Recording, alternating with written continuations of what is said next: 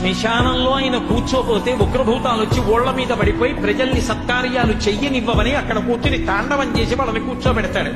పార్వతీదేవి అడిగింది మహాభారతం అనుశాసనిక పర్వంలో, శుభ్రమైన కైలాసం ఉండగా, ఇంత ఐశ్వర్యం ఉండగా, చింతామణి గృహం ఉండగా శ్మశానంలో ఎందుకుంటున్నారని అడిగింది. అడిగితే ఆయన చెప్పాడు, పార్వతి బతికున్న నాళ్లు అన్ని చోట్లకి వెడతారు, ఏమీ తోచట్లేదు, శ్మశానానికి వెళ్ళొద్దామని ఎవరు రారు పార్వతి.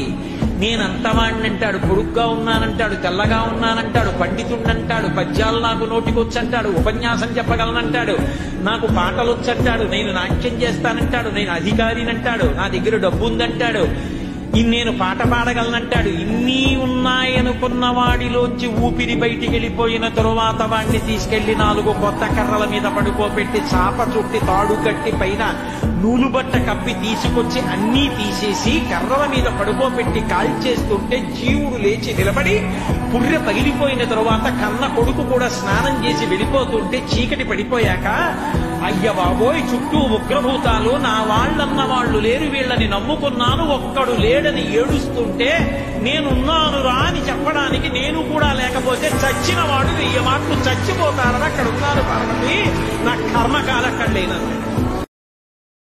Download ShareChat.